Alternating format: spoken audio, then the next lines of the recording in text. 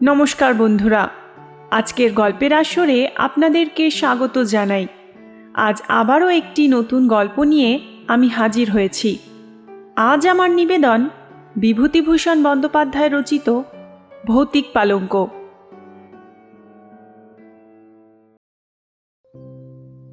অনেক দিন পর সতীশের সঙ্গে দেখা। বেচারা হন্তদন্ত হয়ে ভিড় ঠেলে বিকেলবেলা বেন্টিং স্ট্রিটের বাঁ দিকের ফুটপাত দিয়ে উত্তর মুখে চলেছিল। সমস্ত আপিসের সবেমাত্র ছুটি হয়েছে। শীতকাল, আধো অন্ধকার আধো আলোয় পথ ছেয়েছিল। ক্লান্ত দেহে ছ্যাকড়া গাড়ির মতো ধীরে ধীরে পথ ভেদ করে চলেছিলাম। সহসা সতীশের জামাটা চেপে ধরে চিৎকার করে উঠলাম, আরে সতীশ যে! সতীশ সবিস্ময়ে আমার পানে চেয়ে উঠে বলল, খগেন! বাই গড, আমি তোমাকেই খুঁজছিলাম।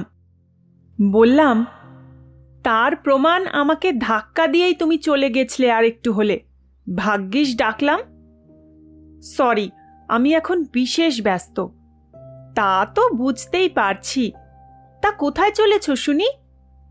তোমাকেও আমার সঙ্গে যেতে হবে, বেশি দূরে নয়। যাবার পথে সব বলবো। আশ্চর্য, না বললে শুনবো না, জোর করে নিয়ে যাব। ছেলেবেলা থেকেই সতীশকে চিনি, কথা অনুযায়ী সে কাজ করে। আর শরীরে কিছু বল থাকায় প্রায় ক্ষেত্রে সে বল প্রয়োগ করে স্বার্থসিদ্ধি করতে ভোলে না। অগত্যা তার সঙ্গে যেতে হলো।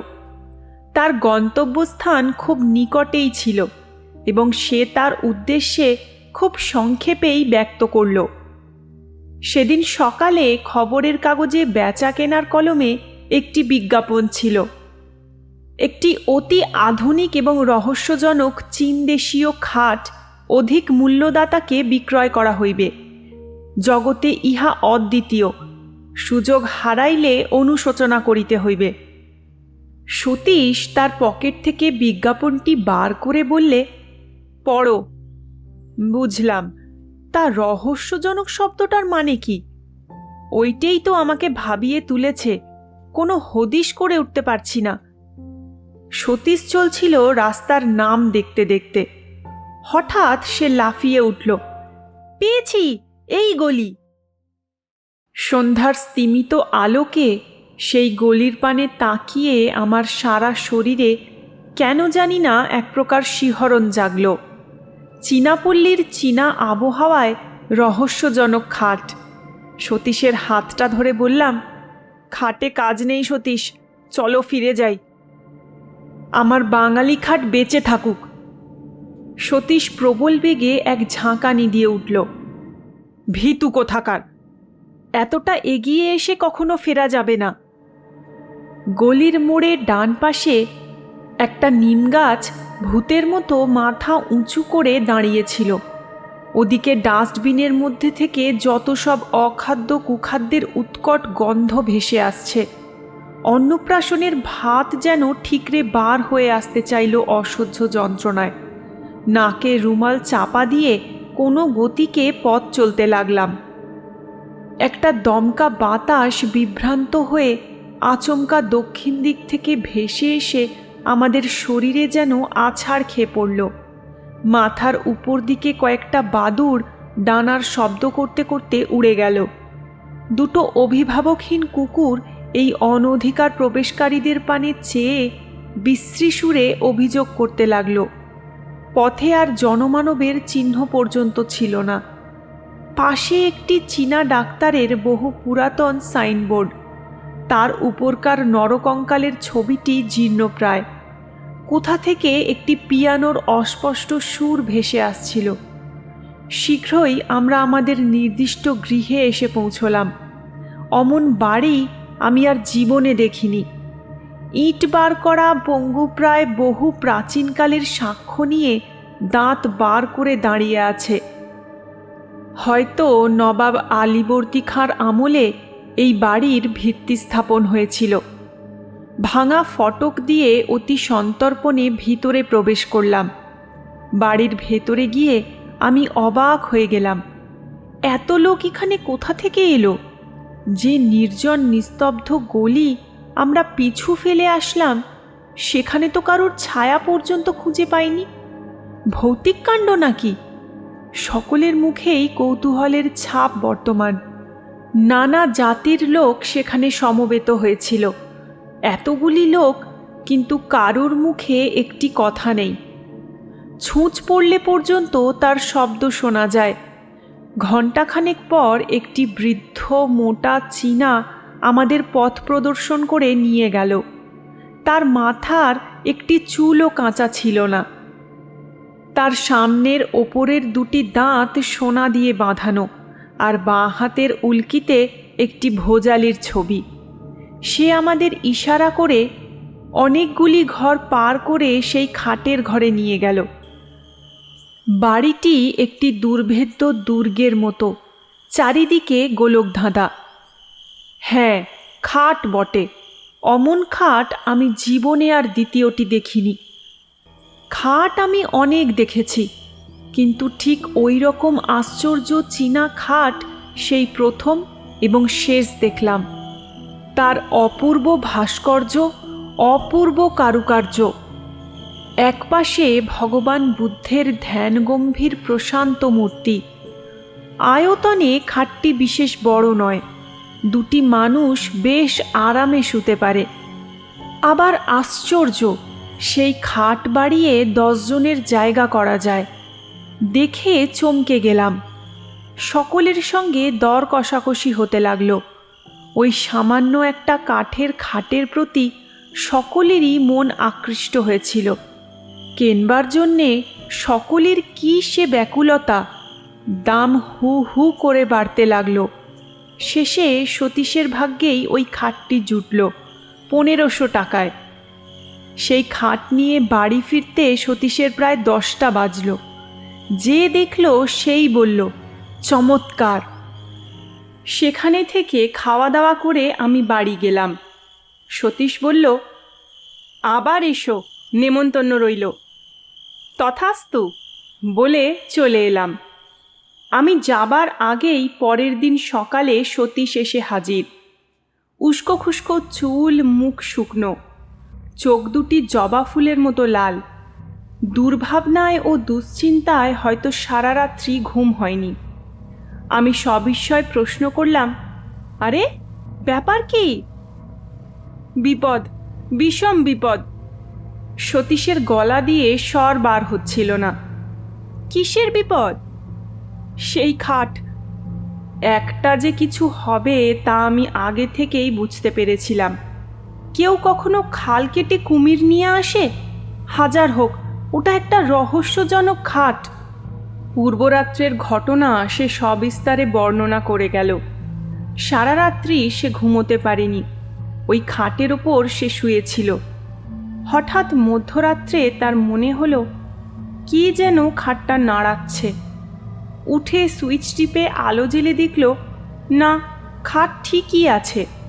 আবার শুয়ে পড়ল, আর খানিক পরেই ঘুম ভেঙে গেল।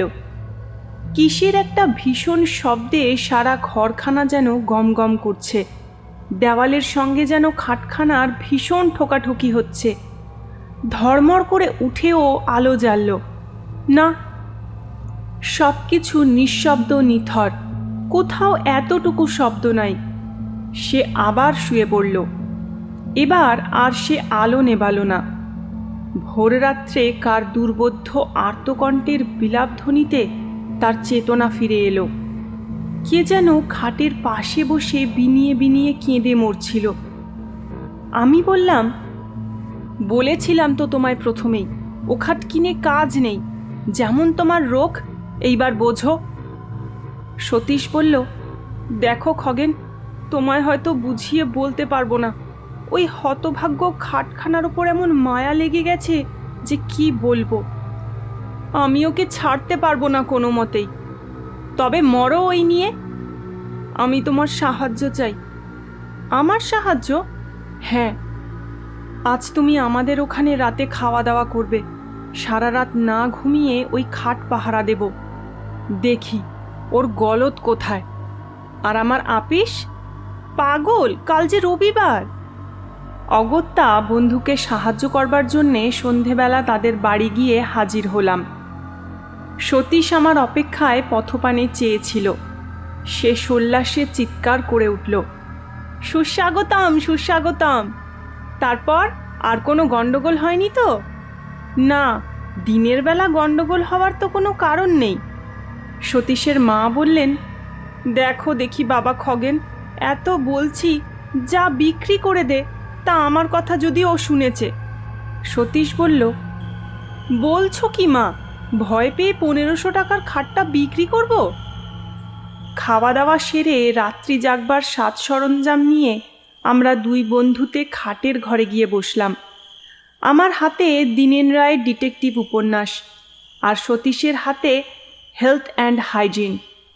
রাত্রেই ক্রমে ক্রমে বাড়তে লাগলো। ঠিক হলো আগে সতীশ ঘুমুবে আর আমি জাগব, তারপর সতীশ জাগবে আর আমি ঘুমুব। বইখানা খুলে আমি বসে রইলাম। পড়তে পারলাম না একটি অক্ষরও। এক দৃষ্টিতে তাকিয়ে রইলাম। চারদিকে কান খাড়া করে বসে রইলাম ভয়ে ভয়ে। এতটুকু শব্দে থেকে থেকে চমকে উঠছিলাম। ওই বুঝি অপদেবতা আমার গলাটি দিলে টিপে। কাদের বাড়িতে ঘড়িতে সুর করে 2টো বেজে গেল। হঠাৎ মনে হলো কে যেন বাইরের বারান্দায় চলে বেড়াচ্ছে।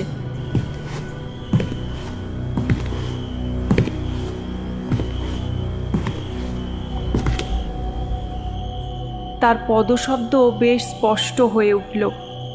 আমার সারা শরীর ডোল দিয়ে উঠল, লোমগুলো খাড়া হয়ে উঠল। হঠাৎ সশব্দে খোলা জানলাটা বন্ধ হয়ে গেল। মুহূর্তে বোধ হলো আমি যেন শূন্যে উঠে গেছি। আমার জ্ঞান যেন লোপ পেয়ে গেছে। আমি মৃত না জীবিত তাও ঘোর সন্দেহের বিষয় হয়ে উঠল। আমি সভয়ে ডেকে উঠলাম, সতীশ, সতীশ। সতীশ ধড়মড় করে উঠে বসল। ব্যাপার কি খগেন, ব্যাপার কি? ভয়ে ও বিস্ময়ে আমার মুখ দিয়ে কোনো কথা বেরুলো না। সতীশ আমার 2 কাঁধে হাত দিয়ে নাড়া দিয়ে ডাকল, খগেন, খগেন।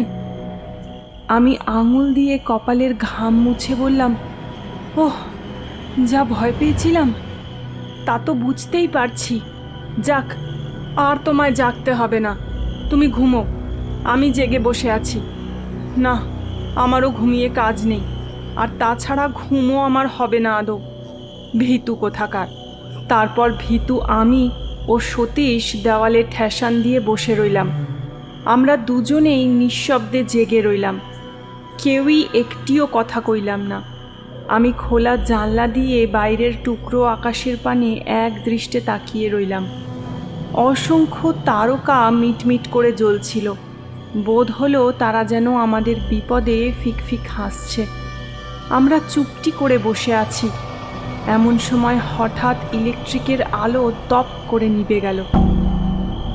আমরা সমস্বরে বলে উঠলাম, কে? বোধ হলো কে যেন মেন সুইচ বন্ধ করে দিয়েছে।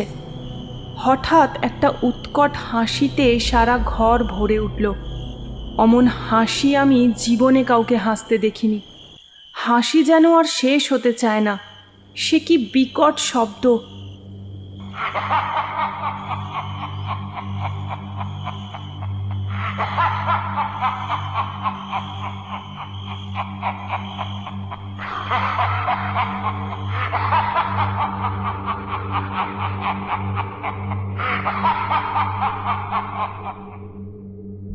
বোধ হলো কে যেন ঠিক দরজার কাছে হেসে খুন হচ্ছে। আমি শিউরে উঠলাম। সতীশ চট করে টর্চটা দরজার ওপর ফেলল। তাতে হিতে বিপরীত হলো। বোধ হলো কে যেন দরজার ঠিক বিপরীত দিকে জানলাটার ধারে বসে আর্তকণ্ঠে বিনিয়ে বিনিয়ে কেঁদে মরছে। তার কান্নার কোনো ভাষা খুঁজে পেলাম না। কেবল একটা করুণ সুর সারা ঘরময় ঘুরে ঘুরে মরতে লাগলো।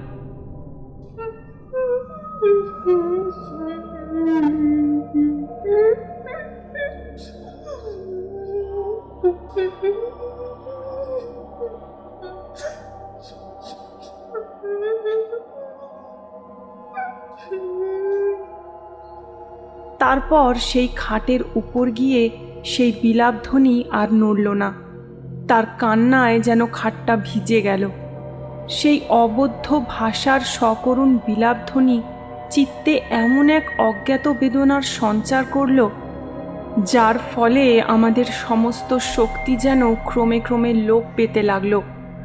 মনে হলো কে যেন ক্লোরোফর্ম দিয়ে আমাদের অজ্ঞান করে দিচ্ছে। আমরা যেন ধীরে ধীরে অচেতন হয়ে পড়ছি।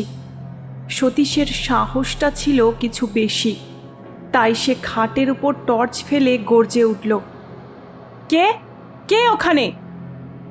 কিছুই দেখা গেল না, কেউ সাড়া দিল না। সহসা সেই খাটখানা ঘরময় দাপাদাপি শুরু করে দিল। মনে হলো অগণিত নরকঙ্কাল যেন তার চারিদিকে নৃত্য করছে। তাদের হাড়ের খটখট শব্দে কানের পর্দা ছিঁড়ে যাওয়ার উপক্রম হলো।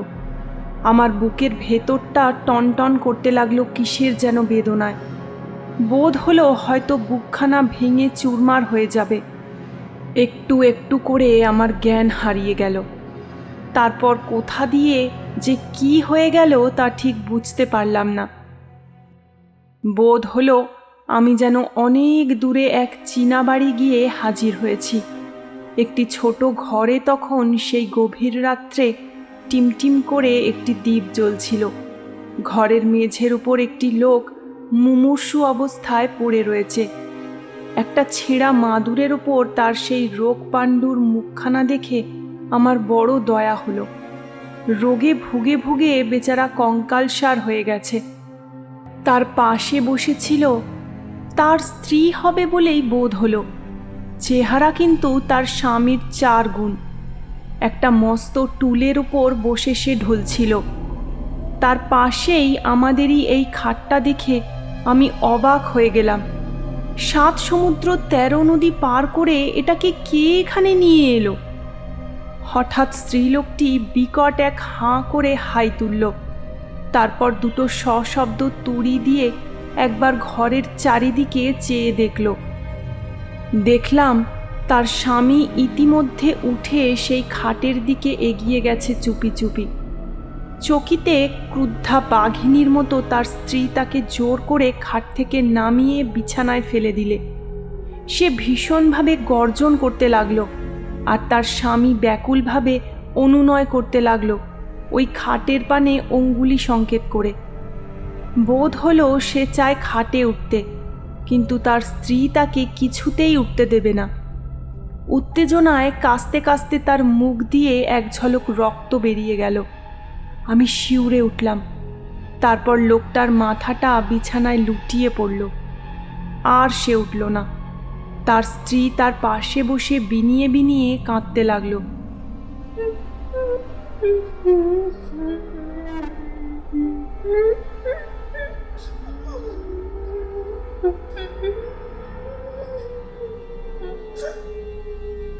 যখন জ্ঞান ফিরল দেখলাম ভোরের আলোয় চারদিক ভরে গেছে।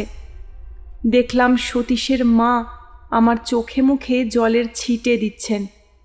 তিনি আমার জ্ঞান ফিরে আসতে দেখে বললেন, খগেন, বাবা খগেন। আমি বললাম, আমি কোথায়? নিচের ঘরে। সতীশ কোথায়? সতীশের এখনো জ্ঞান হয়নি। তারপর শুনলাম রাত্রি 4টে নাগাদ আমরা নাকি দুজনে সদর দরজায় এসে মাটিতে পড়ে গিয়ে গোঁ গোঁ করতে থাকি। সতীশের মা বাইরে এসে এই অবস্থা দেখে চিৎকার করে কাঁদতে আরম্ভ করে দেন। পাকা 3 ঘন্টা তদারক করার পর আমাদের জ্ঞান হয়। ডাক্তার এসে বলে গেছিল ভয়ের কোনো কারণ নেই, একটা সাডেন শক আর কি। জ্ঞান হলে একটু ব্রোমাইড দিলেই সব ঠিক হয়ে যাবে। সতীশের জ্ঞান হতে সেও সেই আমারই মতো অবিকল উদ্ভট স্বরে কথা বলে গেল। আমি বিস্ময়ে সকলের পানে তাকিয়ে রইলাম। সতীশের মা বললেন, আগে ওই সর্বনেশে খাট বিদায় কর বাবা। খাট বিক্রির একটা বিজ্ঞাপন দেওয়া হলো। পরের দিন বিকেলে অসংখ্য লোকে বাড়ি ছেয়ে গেল। খাটটা বিক্রি হলো শেষ পর্যন্ত 2000 টাকায়। এক ইহুদি সেটা কিনে নিয়ে গেল। যাক, মাছ থেকে কিছু লাভ হলো। বিক্রি না হলে শেষ পর্যন্ত হয়তো ওটা বিলিয়ে দিতে হতো। এখন মাঝে মাঝে সেই রহস্যজনক খাটের কথা ভাবি। একবার মনে হয় সেটা এখন কার কাছে আছে খোঁজ করি। সেই অতৃপ্ত আত্মা যাকে তার দুর্দান্ত স্ত্রী কোনো ক্রমেই ব্যাধির ভয়ে খাটের ওপর জীবিত অবস্থায় শুতে দেয়নি, সে কি আজ তৃপ্ত হয়েছে? না, এখনও সে ওই খাটের পিছনে প্রতি রাত্রে ঘুরে ঘুরে মরে, কাউকে ওর ওপর শুতে দেবে না বলে। আজকের গল্প এখানেই শেষ। আশা করি গল্পটি আপনাদের ভালো লাগবে।